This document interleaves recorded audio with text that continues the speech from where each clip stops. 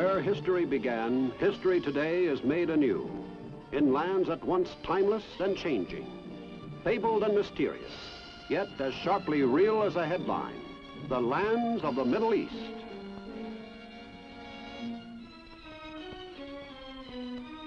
The maps of the Middle Ages used to show this region as the center of the world because of its inclusion of the Holy Land. Already then, it was a cultural area rich in history. Western civilization began in the valleys of the Nile, the Tigris, and Euphrates rivers.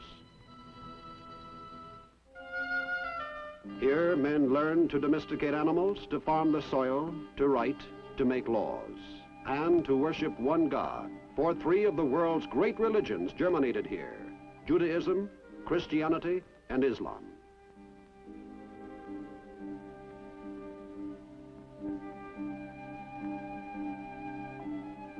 Through 5,000 years of conflict, kingdoms and empires rose and fell. And the monuments of their lost glory and faded power are left as the marks of an historical legacy to enrich the landscape. And now today, once again, there is a stirring here, and world attention focuses once more on this region of the globe. Our own nation takes a deep interest in the countries covered in this report, including Israel, Egypt, Syria, Jordan, Lebanon, Saudi Arabia, Kuwait, Iraq, Oman, and Aden. This has been abundantly clear ever since the American Doctrine of 1957 held out the assurance of U.S. military assistance when requested to any Middle Eastern country threatened by aggression from the forces of communism. Under its terms, United States forces in 1958 responded to an urgent appeal for help from Lebanon.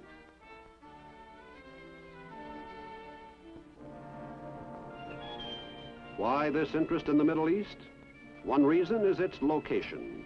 It is a world crossroads, a sea, land, and air bridge connecting the three continents of Europe, Asia, and Africa.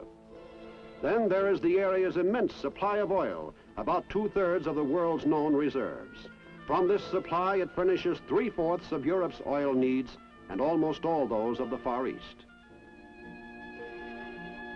In world affairs, too, these states are playing an increasingly significant role. They frequently take a united stand on issues and exert a powerful influence on other states. Thus, the majority of nations in this area, making up the Arab bloc, can have considerable impact on world attitudes and decisions. The area which, for all these reasons, figures so importantly in the course of world history today is not one solid entity. There are divisions, some of them deep and ancient, some born of the troubled present, which pit nations and groups of nations and groups within nations against each other. Their governments range from republic to monarchy to sheikdom, from forward-looking to feudal, and no two are of the same form. And the people themselves differ quite as much as do their forms of government.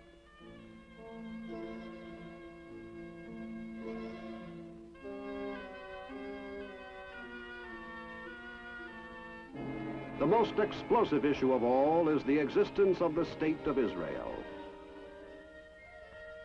Israel was born amid turbulence and bloodshed.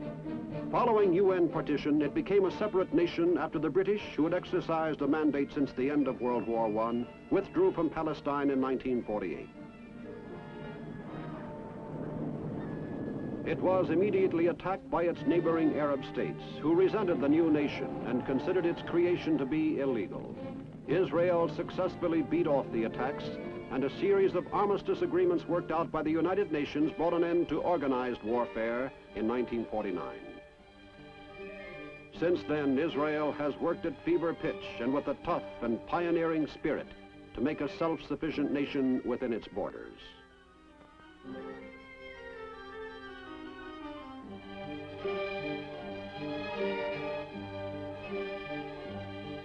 Penniless Jewish immigrants, bringing with them the varied languages, skills, and customs of the countries of their birth, have been absorbed and provided with shelter, food, and jobs.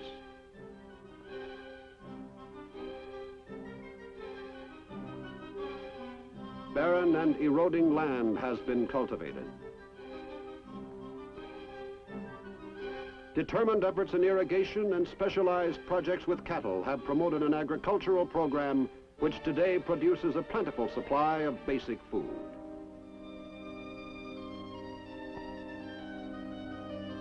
Even industry, despite serious limitations in raw materials, has grown rapidly.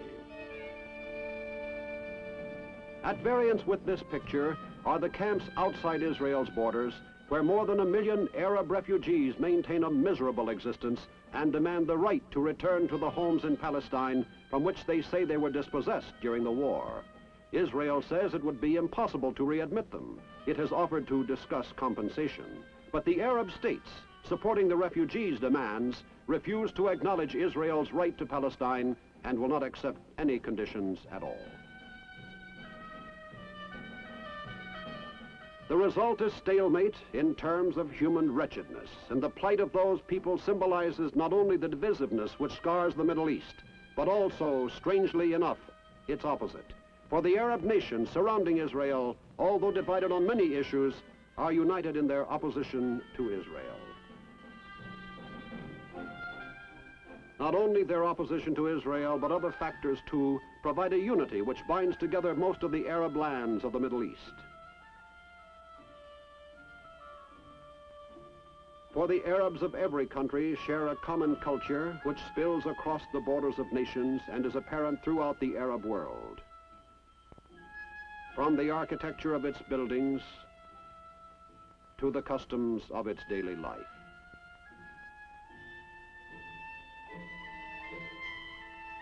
Much of this cultural unity stems from the Arab language, the tongue most commonly used in the area. It is something more than a bond uniting the Arab world. It reflects the tradition and customs of that world.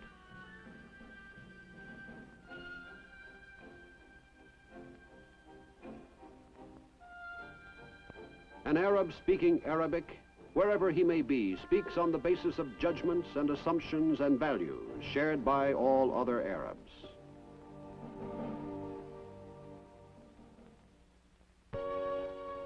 Religion is another socially cohesive force. There are Christian groups, particularly in Lebanon, and to a lesser extent in Egypt. And there are, of course, the Jews in Israel. But the overwhelmingly dominant religion in the Middle East is Islam, the powerful faith founded by the Prophet Muhammad 1400 years ago. 5 times a day, a call from the minaret atop the mosque, which is the center of community life in every village and city, summons the faithful to prayer. And in home and mosque and field, Muslims kneel and face Mecca, the holy city in Saudi Arabia where Muhammad was born. It is a common sight, for Islam is a faith which pervades the daily lives of the people, and its Bible, the Koran, spells out with precision the details which form the basis of their law and culture. It is a faith built upon the acknowledgement of one God, whose name in Arabic is Allah, and throughout the Muslim world it teaches a unifying peace through submission to Allah's will.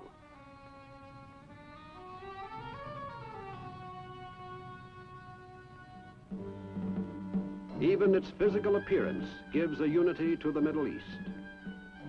Most of the Middle East is a desert, an extension of that great dry world which extends from the Sahara Desert in the west to the Gobi Desert in Central Asia.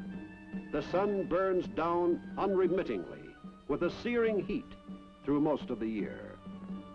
Water is scarce. Annual rainfall throughout the area is less than 10 inches. High winds bring frequent sandstorms so severe that they block vision. The land and climate dictate the most severe of the region's problems. The inhospitable desert is uninhabitable except for nomadic tribesmen who camp around the infrequent oases, wherever their camels and flocks of sheep and goats can graze.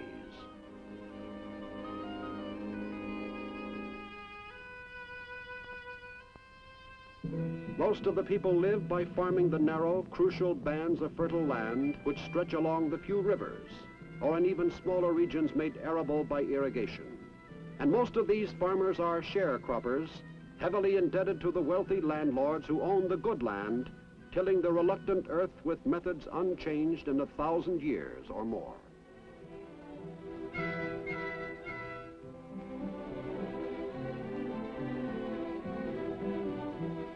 For them and for the thousands who flock to the cities in a hopeless effort to find something better, life is a primitive existence ridden with poverty and the companion conditions of illiteracy and disease. But if poverty is a common condition of the Arab world, so too is the yearning to change this condition, to break out of the prison of the past and reach for the promise of a better life.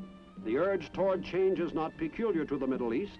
The 20th century has heard its challenging cry around the globe, but nowhere more insistently than in this part of the world. The manifestations of change are everywhere. In the quiet modification of customs and social patterns centuries old, in savage street demonstrations which defy the old authorities and create new ones overnight. And most important of all, in the application of new methods to ancient problems. Some of the countries of the Middle East have seized upon industrialization as the answer to all their troubles and the fastest path to the promised land of tomorrow.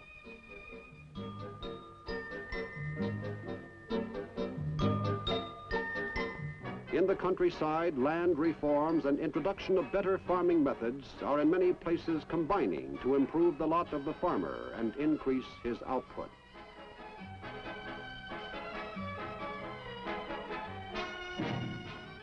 The most ambitious and hopefully regarded projects are those which endeavor to make more land productive through irrigation and develop water power for industry.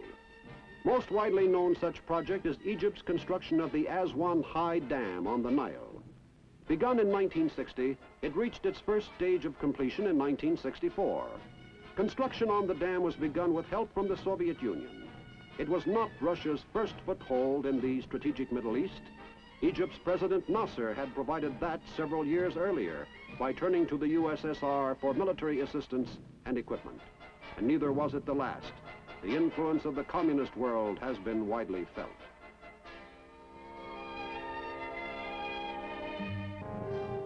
In an application of propaganda technique, which the communists have used in every part of the world, they have worked here to exploit the people's natural grievances to their own advantage, and to stir up antagonism toward the West by playing on the people's fears and resentments of former colonialism. However dead colonialism may be in actuality, the fears and resentments of it are real and are still alive in the national memories of those who have experienced it. And in much of the Middle East, the tradition of outside control stretches back to the days of Greece and Rome. This resentment was fanned to new life in 1956 after Egypt's Nasser nationalized the Suez Canal, the vital artery through which commercial traffic has flowed for a century. Great Britain and France, whose interests had jointly controlled the canal, were fearful of a disruption in the delivery of their oil supplies. They sent in troops, ostensibly to bring an end to warfare between Egypt and Israel, which had come with Israel's earlier invasion of the Sinai Peninsula. But they quickly moved to create a buffer zone around the canal.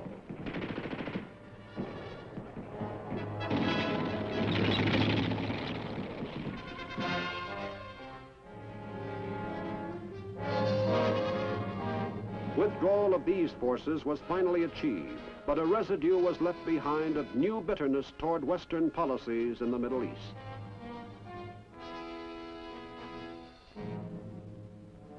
The stand most of the major Middle Eastern countries take in the Cold War is one of detachment. Sometimes it seems to us more like opportunistic politics, but the leaders insist that their policy is neutrality.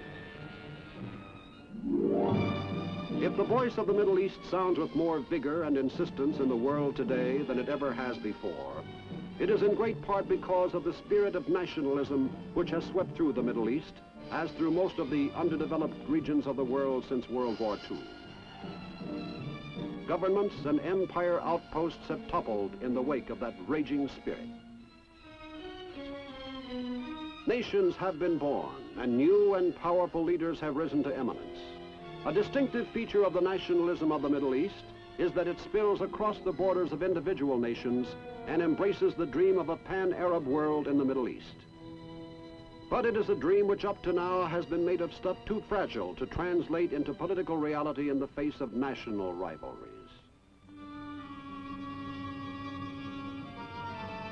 The most ambitious attempt, the union of Egypt and Syria in a single state, the United Arab Republic, lasted for 3 years, until Syria withdrew in 1961, complaining of Egyptian domination. But the dream of Arab unity endures, as evidenced by summit conferences, which are held frequently among Middle Eastern heads of state to discuss and attempt practical solutions to their problems. There are problems aplenty, problems left from the long and bitter past, problems such as the ever-present and explosive deadlock with Israel, woven into the violent fabric of the present, problems on which the course of the future depends, notably the challenge to tame the desert. And make its rich oil deposits work for the benefit of all the people, instead of the relatively few who enjoy those rewards now. As it moves to meet these problems, the world feels the stirring, as centuries ago men felt the stir of great events in the desert lands where history began.